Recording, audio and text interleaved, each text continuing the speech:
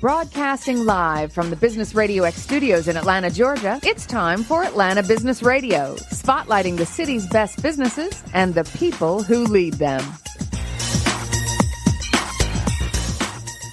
Welcome to this very special edition of Atlanta Business Radio. It is time for MarketMate Atlanta. Stone Payton and Mr. Corey Rick here with you.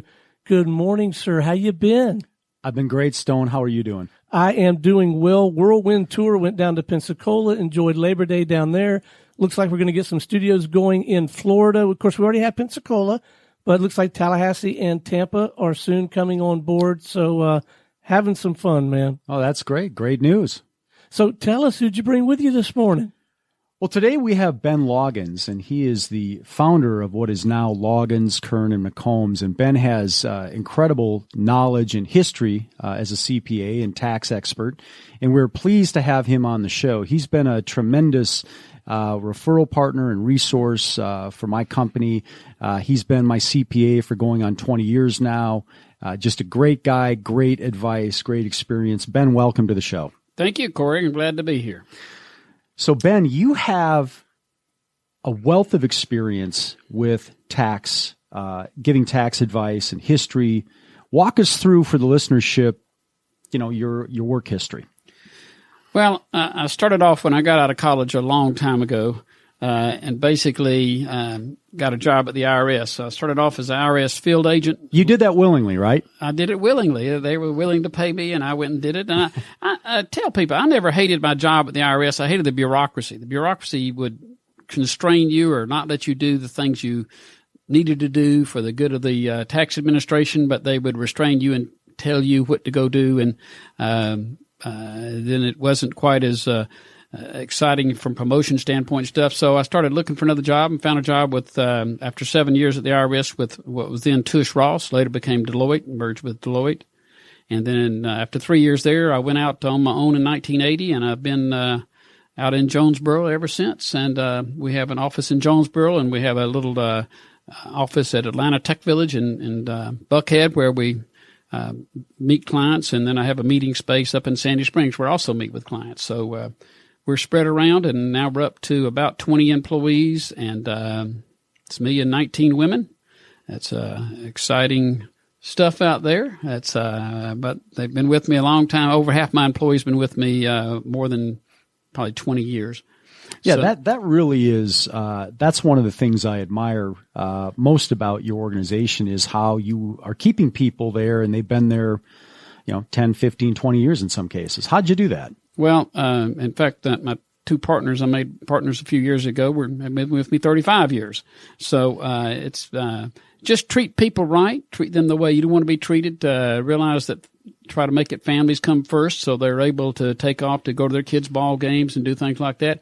And so we work flex time in there. So I said, as long as the work gets done, it's not imperative that you be sitting here at the office. Certainly we need to exchange ideas, and it's good to have people in the office. So I don't want them working remote all the time, but still, they appreciate the flexibility that the firm offers them to live their lives and enjoy their kids and do things like that.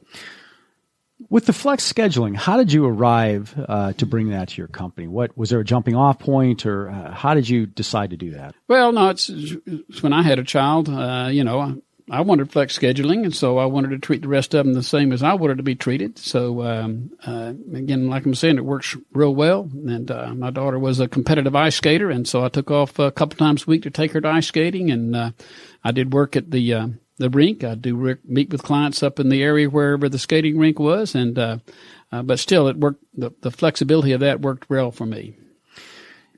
So have you been in Atlanta in the Jonesboro area your entire life? I grew up in good old East Point. So yes, I've been on the south side of Atlanta, lived there my entire life. And you've had almost 50 years of experience with tax-related matters, right? Correct. I'll bet you've seen some changes. Oh, I've seen lots of changes. I always love it when they come out with a new law and they call it simplification, because it's never simplification. So this last law they passed, and they said, "Oh, we're going to let you file on a postcard," and of course it's a postcard which is a summary of all the stupid schedules they attach to it. So there's no true postcard.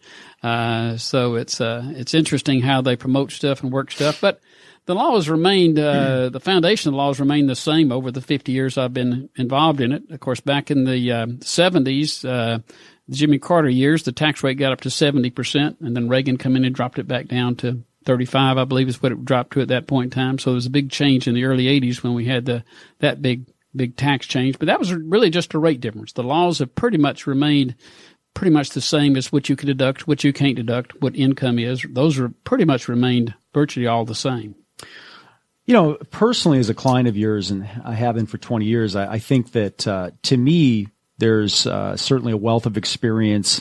The fact that you've been here a long time, you have people that have been in your organization working for you, with you for a long time.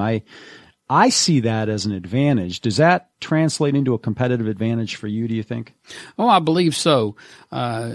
We get most of our clients from referrals, and the main complaint clients have about their prior accountants is they didn't respond to them. They didn't communicate. Gee, I've never heard that. Yeah, we're telling you all, keeping up with you, and it's so it's a matter of staying on top of a client, having a client know that you care about them, and you're concerned with what's going on in their life and their deductions, and try to maximize their deductions, and so they reduce their amount of tax liability is what we try to do.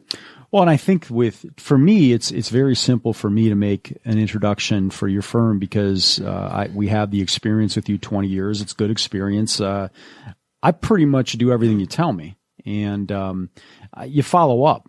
And, one of the chief concerns I hear from clients when we get done finishing our end of the work is, gee, I haven't heard from my accountant, or they don't call me back, or, they don't follow up with me in a timely fashion. And I think that's one of the things that sets you apart is you're on top of things. You don't let any grass grow on referrals.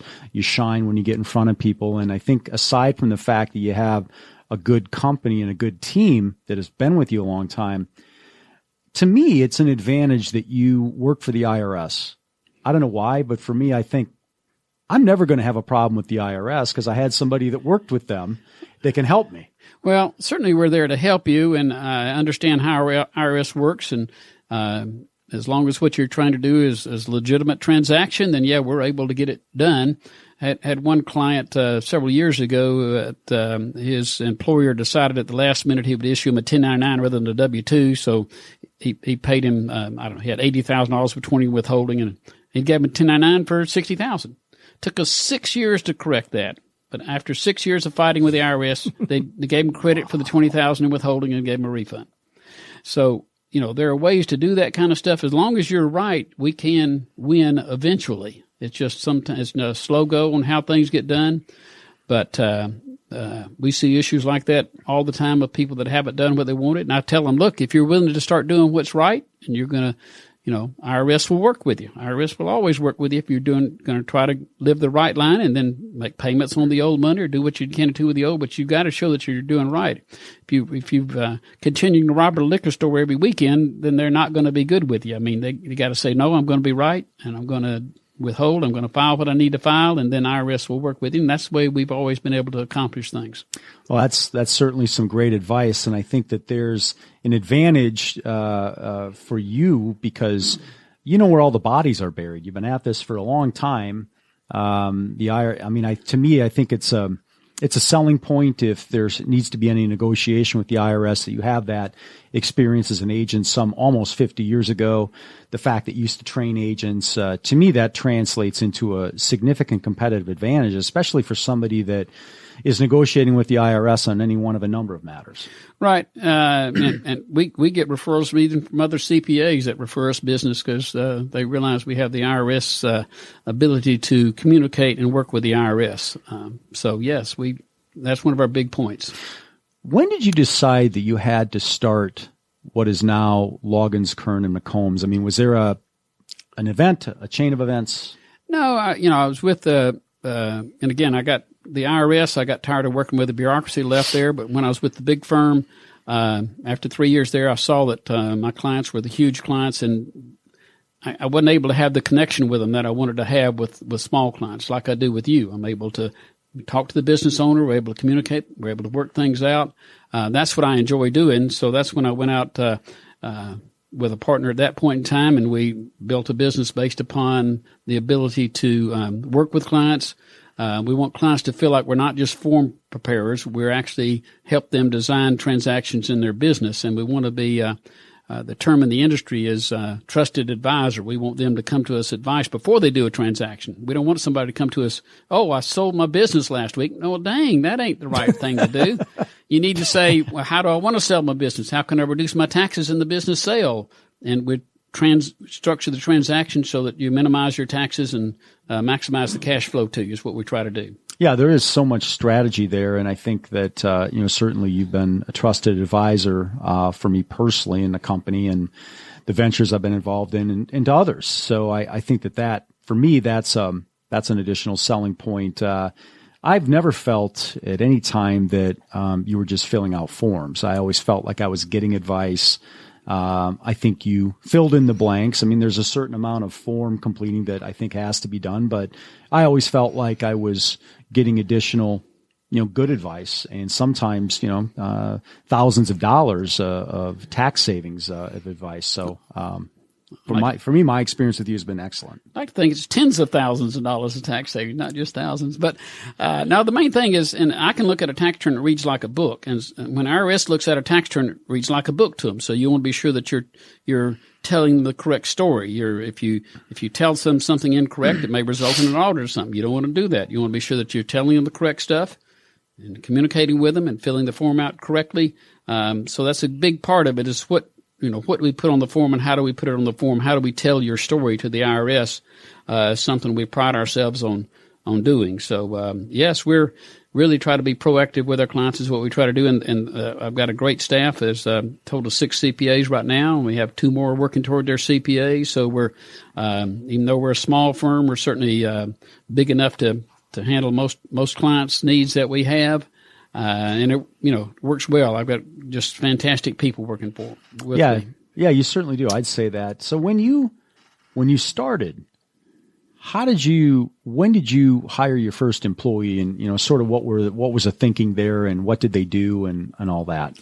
Well, I tell people, look, if you don't have employees that you can leverage off of, all you got's a job.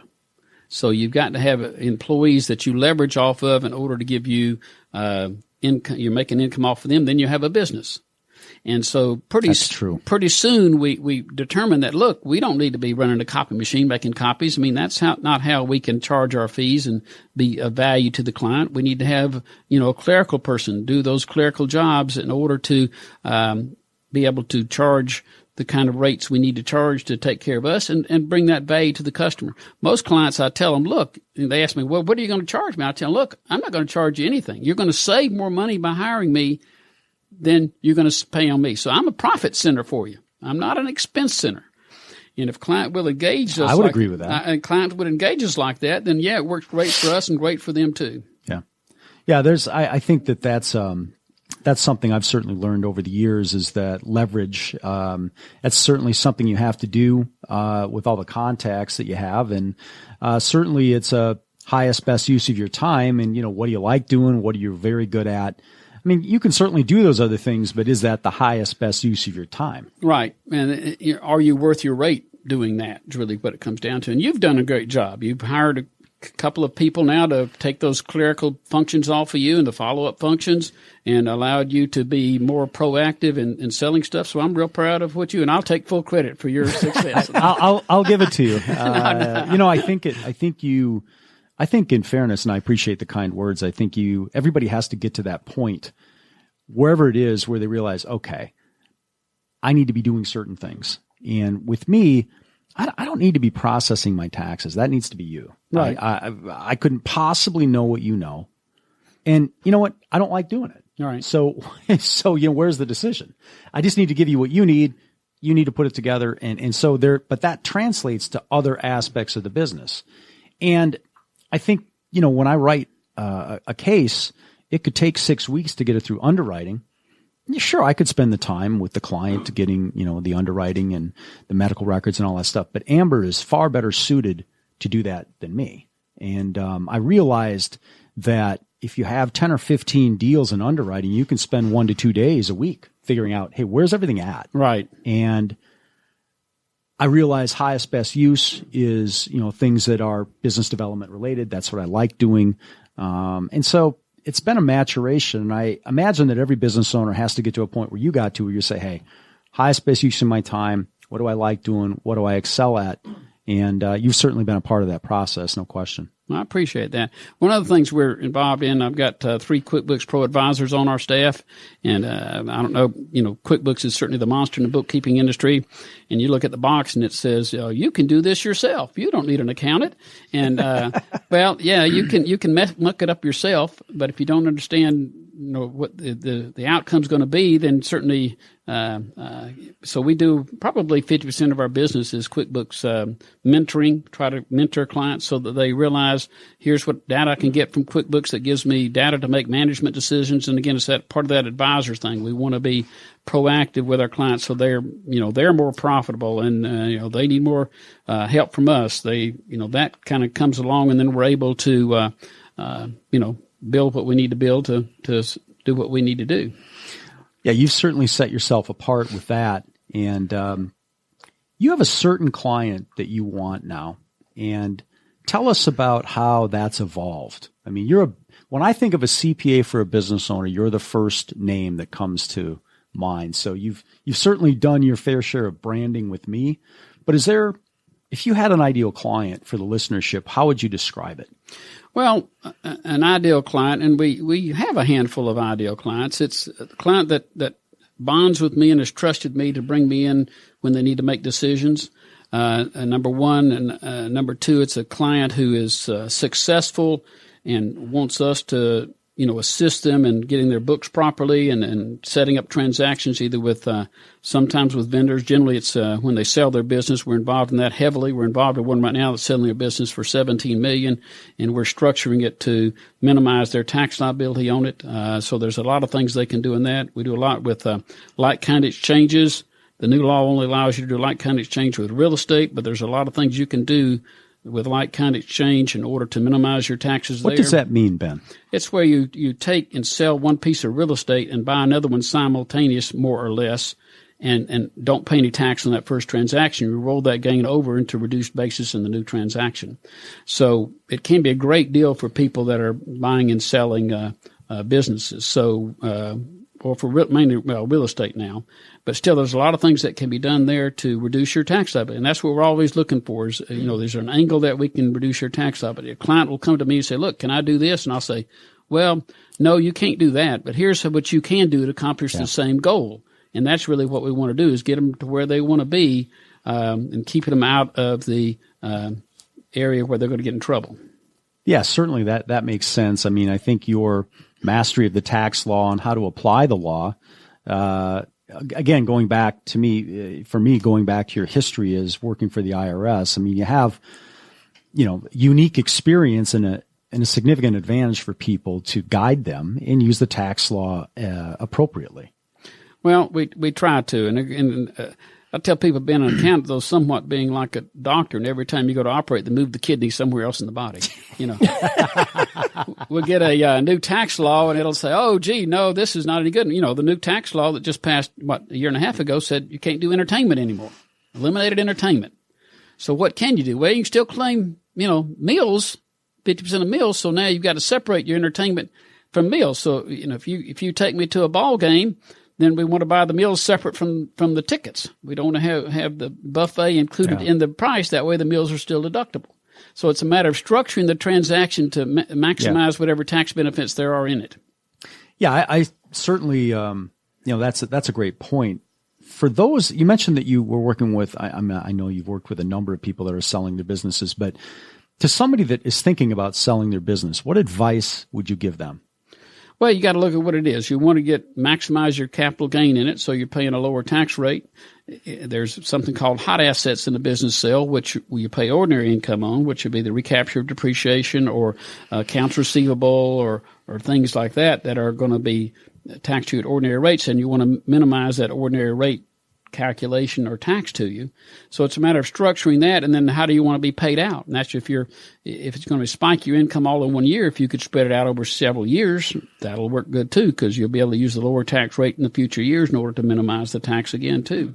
Same thing with the retirement. If you're able to move some of that money one way or another into a retirement plan and draw it out, pay for your retirement for the next 30, 40 years. In your case, it'd be 40 years. You take care of yourself, and he works out like every day. He's just Mr. Model of exercise. And of course, I had another client, and you know her, who I thought also was the picture of health, and then she has an aneurysm, and now she's paralyzed. So again, even though she really was unfortunate. The picture of health really before that happened. So you can't ever really tell what's going to happen, but it's a matter of, how do we maximize your cash flow to you in your pocket after the IRS takes what they think is the part they need to take. So there's a strategy though, usually with, getting a business ready to sell, and there's some iterations to probably go through there. And I'm sure you're involved with that, aren't you? A lot of times we are. Sometimes we're not. If you say, look, I want to sell my business in 3 or 4 years, most people pay you on income. So you may want to say, look, what can I do to increase my income? What can I do to increase the value I'm going to get out of the business? And do I take an employment contract on the back end where I work for them for several years? How much are they going to pay me there? There's a lot of transactions there that can be effective, again, of how much net cash do you end up in your pocket at the end of the day is what we're trying to focus on. But it seems to me that, from what I've seen interacting with business owners that have sold their businesses, it can sometimes take years to get it ready to get to a place where it's saleable, though, right? I mean, aren't there things that need to be done prep-wise, book-wise, cleanup-wise? Oh, no doubt about it. I mean, when they come in to do due diligence, when the person's buying you, they're going to ask you a book of questions about any suits you've had in the past, any problems you've had, what your vendor mix is, what your customer mix is. There's a lot of things there that would be good that you're able to clean up and make them nicer for the purchaser. Then you look more, purchasable is really what you want to look. Yeah, certainly. And sometimes that can take years. Oh, right? Yeah, it can take years. Yeah. I mean, and this just in, sometimes business owners, what they think their business is worth might be different than what you think it's worth, right? Most always, going back to what I said earlier, it's do you have a business or do you just have a job? I had a client who was did pool cleaning. And he come to me, I want to sell my business. And I said, well, how much you making? I'm making $50,000 a year. When you can sell a business, you've got to assume that I'm going to buy your business and I'm going to hire someone to do what you did. And then I'm going to, pay you part of what's ever over there. I've got to hire someone for $50,000 to do what you were doing. It has no value. The business has no value because, again, I'll bet that cheered him up. Oh, that did cheer him up, and he ended up just closing up and not getting anything for his business because he couldn't find a buyer. That's too bad. And so, again, you've got to structure your business so that you're able to step back. You look at the big businesses that are out there, and I look at Chick-fil-A, which is a huge model on the south side of Atlanta. They've done a great. It's a huge model anywhere. Well, they've done a great job of mentoring and bringing their executives along. They've done a great job of that. So it's not just all the owner who's the main driver and knows everything. We come into clients quite often, and the owner knows everything and does everything. No, you've got to mentor your employees so they can take these functions off of you, or elsewise you really don't. It's going to be hard to sell it. Yeah. So isn't theoretically a business worth more if it doesn't need the owner to run? Oh yes, it's certainly worth more if it'll run on its own. Yeah. So with regard to your history, so you've been at this a long time. You start your company in 1980. You took on some partners in 2013. How did you arrive at the fact that, hey, I need to get some partners? And well, in the accounting industry, there's a couple of ways to exit. There's some accountants just end up closing their doors and getting nothing for it. And I get clients all the time from, my accountant died last year. He retired and didn't do anything with me. Like he gets no value out of his business. So you want to structure it so that you transfer the business to someone else. And my two partners are fantastic women, and they do a great job. And so I'm going to slowly fade away. I'm not. And really, the question is, well, again, you've got to mentor those executives or that team to step in behind you, or you've got to merge with a bigger firm in order to sell your business. It's the same thing with most any business. In your business, it would be, what would you do? You'd either got to bring some young person up behind you to do what you're doing, or you've got to merge with a bigger insurance company that this becomes part of their package or of their sales product. So it's a matter of, what are you going to do when that time comes? If you were to die today, your business would pretty much evaporate, right? Well, not really. I've got a system set up where the money would go, the money would keep flowing. Well, you got the residuals coming in on the old contracts, but there's nobody would be selling new contracts. Well, so I'd have the residual on all the existing clients, yes, but no one in my company would be selling new contracts, at least not as it stands right now. Right. But your model is great from a residual contract thing. I bought long-term care insurance from you several years ago, and I'm certainly not going to give it up. People, once they buy long-term care, generally they keep it because once they've invested a few years into it, it's going to continue to grow. So that's a good thing, and the residuals are a great piece of your puzzle. It works really well for you. So that part's good. In our case, we have no residuals. We got to either keep the clients we have happy or bring in new clients. Well, I think how did you decide over the years, sort of do you have a certain client that you're looking for? I know you're really helpful to everybody I introduce you, but if you had your druthers, if somebody said to you, well, Ben, what is your client? What would you tell them? Well, it's more the small service business. We have a lot of doctors, lawyers, pool cleaning people. We do have two or three, we probably have 10 manufacturers. A couple of them are real big. And on a couple of those, we'll go out and partner with another CPA firm to come in and do the certified audit, to do things that we're not maybe have expertise in. We don't do certified audits. We bring in an audit relationship we have for someone else to do the audit, and that works well for us. But again, we want to be their advisor. We want to be in there telling them how to run their business and giving them help there rather than doing those other things out there. So that's our sweet spot, is some client who's willing to work with us, willing to listen to us.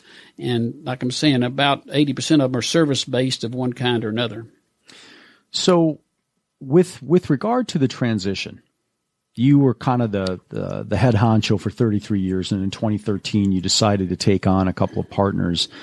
How did you, if you can talk generally about how it was structured, and I know that you have a definitive exit strategy. How did you arrive at that? Well, there's industry standards. I went out and we hired a national expert in firm transition to come in and give us a little bit of advice. And he came in and gave us some valuable advice. That's what you want to do in any business, is reach out to experts in whatever area you want to go into. No, there's no question. Whether it's accounting or, insurance or whatever, you want to find someone who's an expert in that and to be able to help you do that transition. But the two women have been with me they joined me in 1984, so they've been with me 35 years now. And so they were with me 30 years at the time. And I certainly said, do y'all want to do this? And they said, well, as long as you'll stay around and work with us for a number of years to make the transition. And I agreed to do that. So we were able to work out the deal. And they're magnificent people, and I really love working with them. And I feel like we have a family there. So it works great.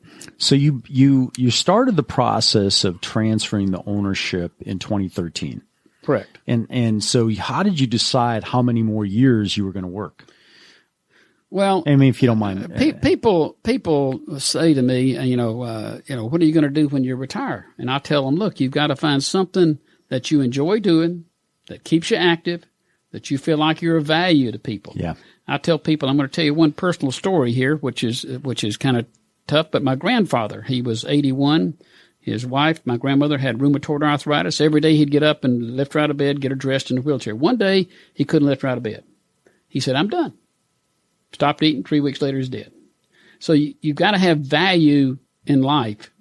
You've got to feel like you're of value to someone else, I feel like, in order to do it. So I plan to keep working as long as I bring value to them, as long as I can get up and come to the store. There was an article in one of the CPA magazines recently that said, accountant 99 comes to work every day. And I'm thinking, I don't know if I'll make it that far or not, but y'all got me for another 30 years if that's the case. Because again, as long as I can bring value to them and to the firm and to the clients, I still plan. That's going to be my hobby in retirement, so to speak. We'll be continuing to work. Well, I see a number of things for what it's worth, I see a number of things that you did right. I mean, early on you probably knew for a long time that if you were going to transfer the ownership of the business, that, the two ladies that you transferred it to, you identified them a long time ago before 2013. Oh, no doubt about it. And, yes. and that I think was very, very sharp on your part.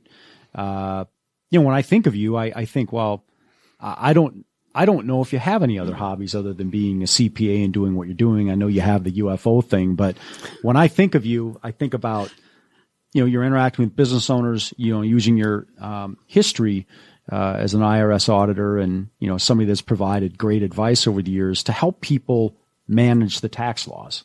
Well, that's what I enjoy doing. I enjoy dealing with clients, and I enjoy dealing with clients that enjoy working with me. I mean, I feel like so many of my clients are family to me.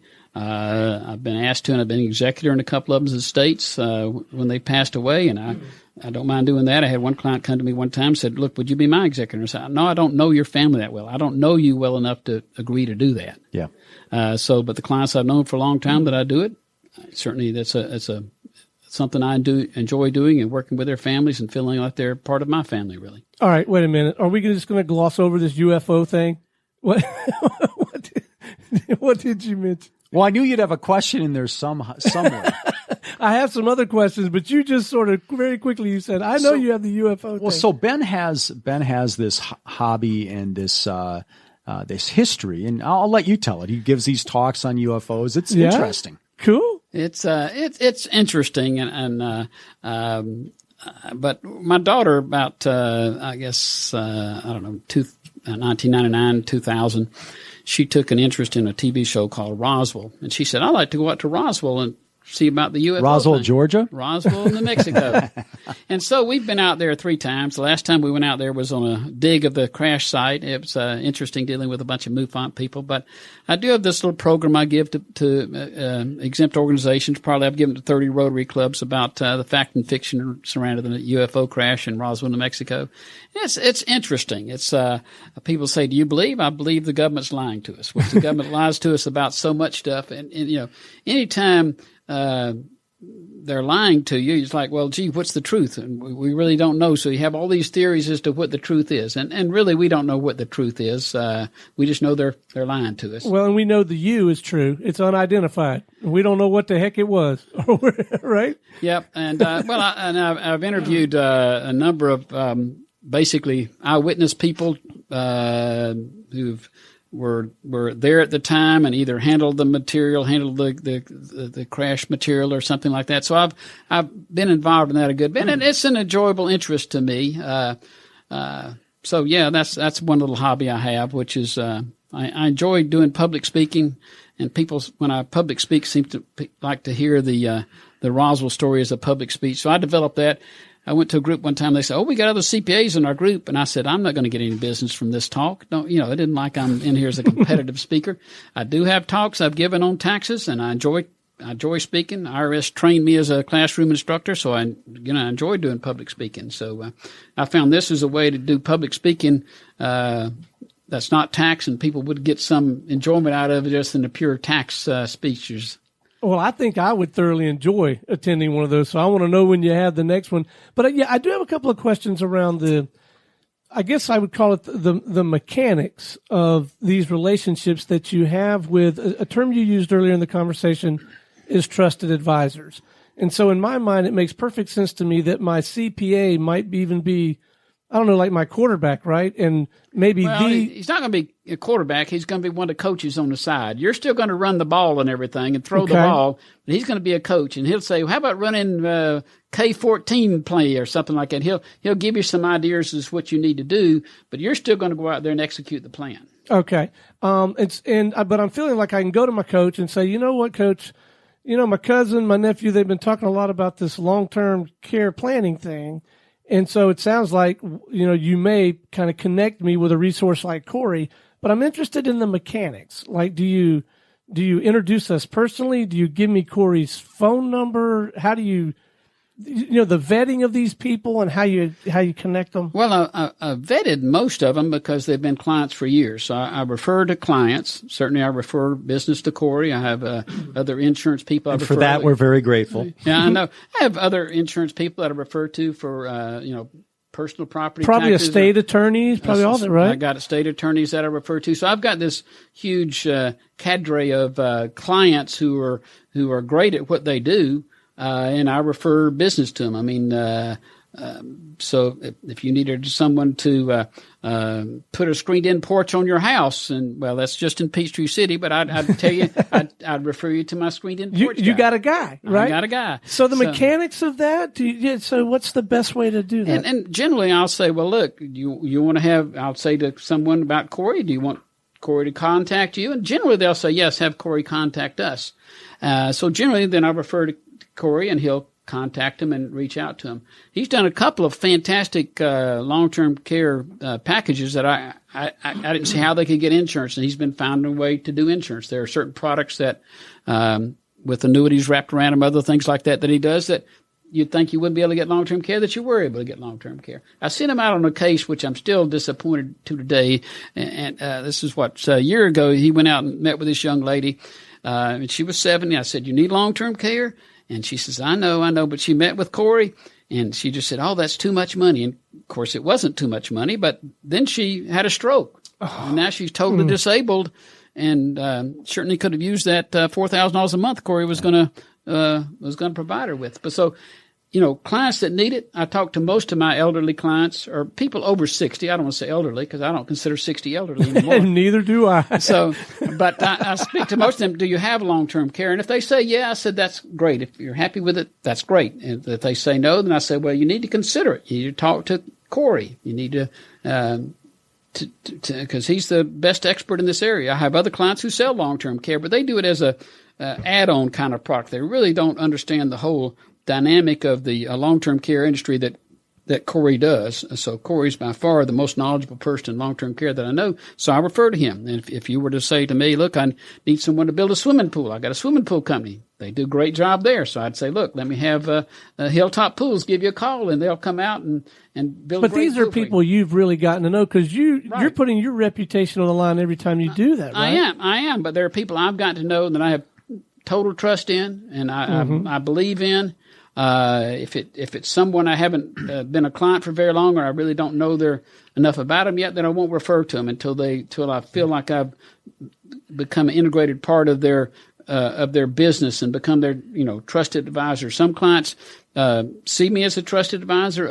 Others see me as a form preparer, and I don't like being thought of as a form preparer. I want to be thought of as a trusted advisor. That's what we try to bring to the table to all of our clients as well. What can we do to make your cash flow better, or your life better, or your kids in college? Are they going to go to college? How do we want to structure that so that you can minimize your out-of-pocket cost for kids in college? I mean, there's a lot of things that you can do to make things work better, and we're more than happy to try to work with you to get those things to happen. And once a client sees that we bring those things to the table, they generally appreciate it. And I'll bet they do. And they stay with me, and we lose very few clients. So it works great. We got, I think we did 1,700 tax returns last year, probably half of them business and half of them personal. And most of the personal ones relate the business owners, probably a couple of hundred that are unrelated to a business. And so they see us as that trusted advisor, and we bring all that to the table. We understand what's going on in their business life and their personal life, and we're able to tell them, look, here's what you need to do if you have, disabled kids. Here's what you need to do to maximize the tax benefits available there. So a lot of things we can do. I had a client not long ago adopt a child, and we were able to, I hate to say manipulate, we were able to adjust their income one way or another so they got a full adoption credit. So it's things like that are available to you, and you want to be able to maximize the things that are on the table. And, of course, everything we do is legit. I would never do anything I couldn't stand up to IRS and argue. I'm not saying I'm going to win 100% of the time, but, the law, I've got law that supports what I'm going to tell them to do. Well, one of the ways that that we work with Ben on, when Ben sends a referral, sometimes he'll do an email introduction, virtually introducing the parties.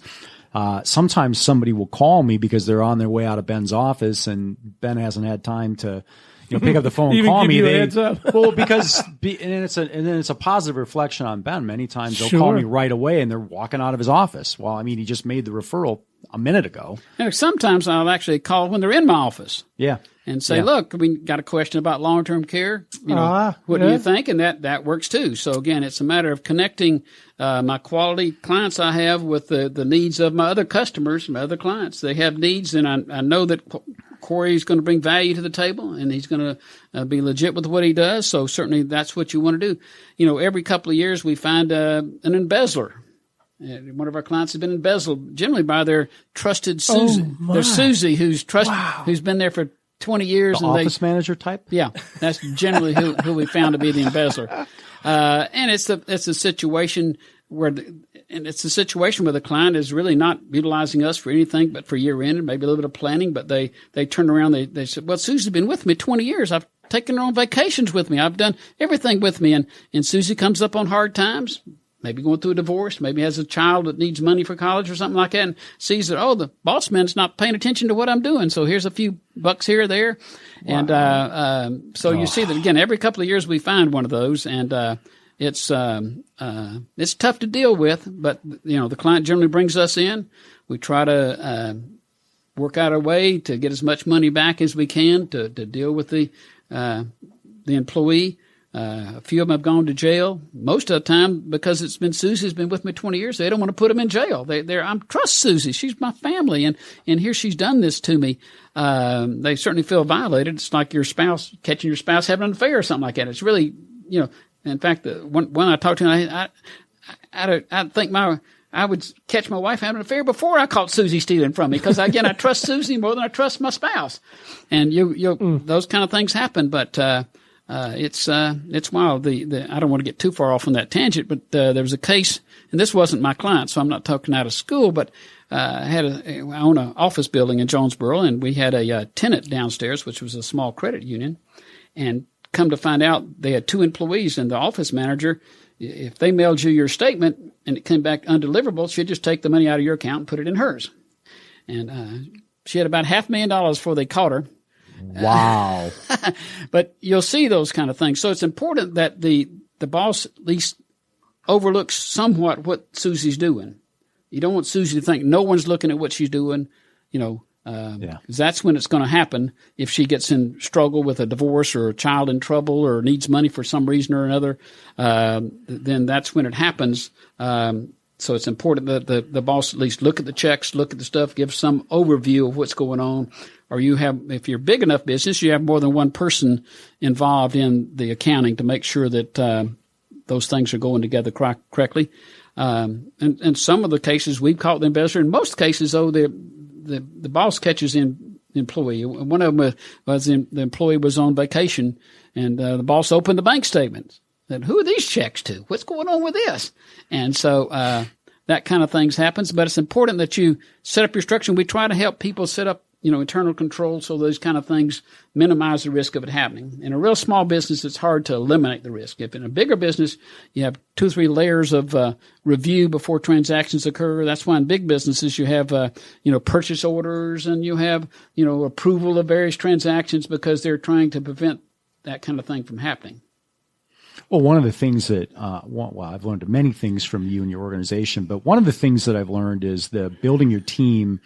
And it's easy to refer people if you've had prior experience with them, if they're a client of yours, and that's part of the vetting process. And so, I think it's easy for me to refer you because 1, I'm a client of yours, and 2, you're a client of mine. So It makes it, and I know you're going to bring value to the table. And sometimes your clients will call me, in your office with you there. Sometimes they'll call me when they're walking out of your office, or sometimes you'll send an email. But another thing that I think that separates kind of what our referral relationship is, Ben and I belong to 1 or 2 networking groups where we see each other frequently. So there's sort of another shot on goal, or, it makes it easy for me to say, hey, Ben, did you call this person? Or, hey, this guy's having this issue. Would you mind giving him a call?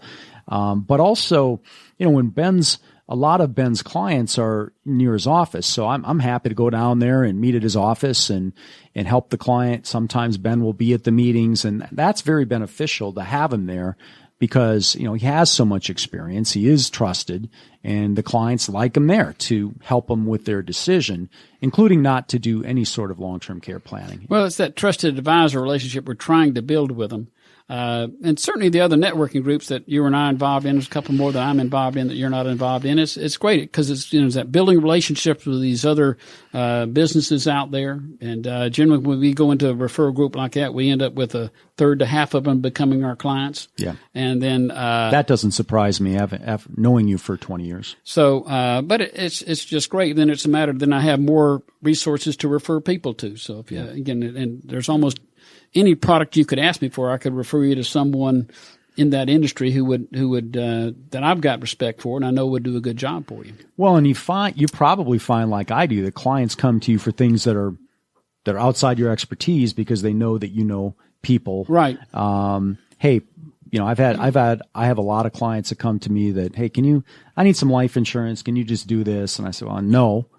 And they say, why not? And I say, well, it's not what I do.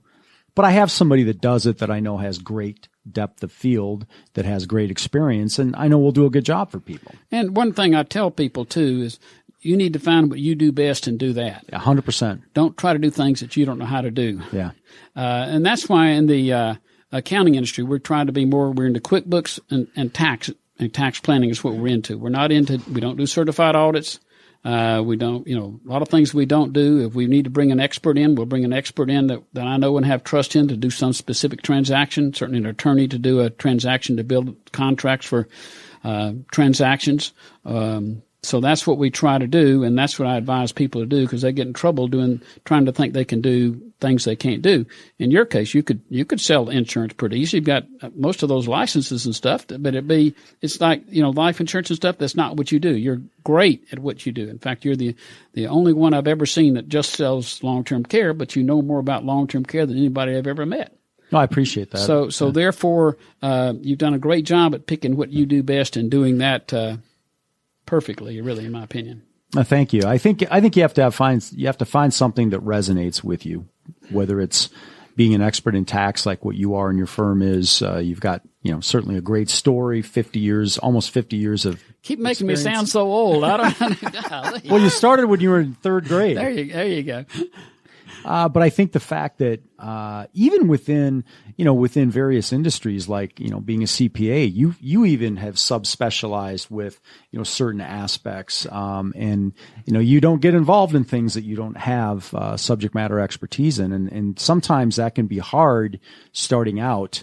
But I think in the long term, I think it'll come back to you in spades if you pick one aspect and focus on it, and you're sort of an inch wide and a mile deep. Right. Oh, I agree with that. And that's what I advise most people to do when they're picking their business or how they want to build their business or whatever. Say you've got to be trustworthy. You've got to follow up with clients. You've got to respond back. You've got to communicate.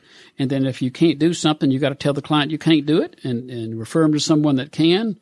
Or if you don't know someone that can, just tell them you can't do it. And so that's what you need to do in order to build that rapport. Then they'll come back to you next time and say, well, gee, last time I tell that client, I had a client, not one of our group members over there, sent his dad to me to look at his tax return. I said, you don't need me to do your tax return. It's so simple. Go to AARP and get it done for free. I mean, this is a simple tax return.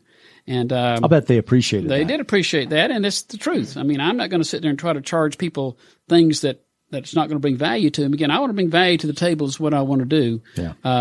And that's what I try to live by. How has your role evolved since you started Loggins, Kern and McCombs to where you're at now? Well, when I started, I was more in the trenches digging, and now I'm more mentoring the younger employees, making connections with customers, bring in when they need certain expertise on certain questions. So I'm not really in the trenches. And in fact, I haven't done a corporate tax return in 10 years. My staff does all of them, do a great job. They come to me with technical questions. I'll help them with technical questions, but the forms I don't do. Any individual returns, I still enjoy doing them, so I still do a lot of individual returns, though I'm trying to, again, mentor most of that to the staff to do most all of that. That's the part of my goal when I step back, even a little bit more, just to be there, not really doing the digging in the trench at all, just giving them expertise, bringing them specialization when they need it on a certain topic or something is what I want to be able to do. Well, one of the things that I watch you do that you do really well is business development. Would you say that that's a big portion of what your role is now? That is, and I enjoy doing that a lot. I enjoy dealing with people, talking to people, again, bringing value to people, explaining to them how their life is going to be better if they hire me. So that's what we try to do with people, and we're constantly working with clients to, again, to make their life better certainly from a cash flow standpoint. And, it works well. Most of the time I bring in the client, I'll communicate with a staff person who's going to do the bulk of the work or bulk communications if I need to come back in to bring expertise or something like that. But I'm trying to get the, mentor the staff people and get them to understand how to do these things and what they need to do to bring value to the client. Yeah, I think that's outstanding. And you certainly, have set a very good example for business development and getting out there and being amongst them and networking and building these relationships. And I think it's good for the people that you're transitioning the business to, but I think it's also good because you're able to cultivate more resources to bring to the table, metaphorically speaking, that your clients, both individual and business, seem to be sitting at. Right. It is. And again, I enjoy doing that. I enjoy helping people. I enjoy talking to people. I enjoy talking about UFOs. I enjoy all these things that I enjoy doing, and that's what it's about. As you transition, in probably another 10 years before I'm totally retired or something like that. But as you transition into that, you need to find, again, something in life that brings you joy and fulfillment. That's what you need to do, and that's what life is about. So that's what I try to do. So you're going to work 10 more years? Is that what I heard? As long as I'm bringing value to the table, I'll be on a reduced. So you'll be the guy. You'll be the guy there that works to age 99. Yeah, if I can do that at age 99, that would be great. I'd love to do it as long as I'm, again, bringing value to the table. Then they certainly want to pay me for my value. That's great, and that's what I want to do. Well, Ben, you've certainly had a tremendous run, and of all of the things that set you and your firm apart, if you had to pick a couple things that differentiate Loggins, Kern and McCombs from other CPA firms, what do you think it would be? Well, the main thing is the IRS experience. I know how our IRS thinks about most things. I know how they're going to respond to certain things, and so it's a matter of knowing what to do if an IRS problem comes in. When I first went out there, I had a client who's still my client today, and he had been under audit from IRS. They were trying to put him in jail. They've been in audit for 3 years.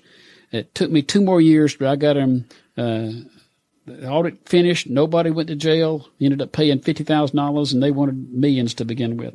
And it went away. Still, he's my client today. 40 years later, he's still my client. Because he sees the value that I bring and know how. Now, if you've done something wrong and you deserve to go to jail, you're probably going to go to jail. I can't help that. But if there's communications in there, if IRS is not understanding something correctly, or if you made a mistake that was a inadvertent mistake of some kind, yes, we can do that. IRS generally doesn't want to put people in jail. They want money. That's what they're out there to collect. This just in. Just collect money. They'll put people in jail only to make an example. They'll put you in jail to scare all the other insurance people. Yeah. But generally they want money. And if you're able to diffuse the audit early on to get to where it's just that money thing, not a jail thing, then they're able to resolve it. And IRS will only go down that road of trying to do that to you if you're being obstinate to them, or if you don't want to upset them. You want to be straight with them. You want to be honest with them. At the same time, you want to say, look, here's what's fair and here's what's stuff. And they generally, that's what they want to do. What's fair and what's reasonable. Well, Ben, you've certainly had a great run, a lot of great experience, a lot of success. If anybody in the listenership wanted to get a hold of you to talk further about their circumstances, business or personally, how would they do that? Well, the website's LogginsCPA.com. Of course, they can Google Ben Loggins CPA, and they'll come up with the website and reach out to us connecting through the website. And that would be great. And we always give people a first get to know you meeting for free and see if we're the right mix for them. If they need if we're going to bring value to their table, then certainly that's what we want to do. And 90% of those meetings turn into clients. But the other 10%, like I said with that guy's dad, it's like, you don't need us. This is not something we're not going to be able to bring value to this table. So here's what your other options are. You need to go look at those. Is there a phone number that folks might call to set up a meeting? They can call 770-478-7424 and request a meeting. And we'd either meet with them at one of our, Atlanta, Sandy Springs location or the Jonesboro location. The Jonesboro location, I own 11,000 square foot building there. We occupy a little over 6,000 square foot. So that's where the bulk of the magic happens, is there in that building. I do meet clients at, these other locations, which is works for us. But if you've got a real detailed problem or big problem, you want to come to us. Some clients, we go and meet with them. If we met with one of the other members of our other networking group the other day, and her return was a mess, and we went to her office, looked at her bookkeeping, did the things for her, and we're going to be able to fix all her problems for her. And that's going to cost her money because she hadn't paid the taxes she should have paid. But we're going to be legit, minimize the taxes because there are things we do to minimize them, but still, they got to pay a reasonable amount to keep IRS at bay. Is there an email address that people might reach out to you on? Ben@LogginsCPA.com. Ben, you've had great success over the years. Thank you for being such a great guest. Continued success, and thanks again for being a great guest on MarketMates. No problem. All right. Until next time, this is Stone Payton for Corey Rick, our guest today, Ben Loggins, and everyone here at the Business Radio X family, saying we'll see you next time on MarketMate Atlanta.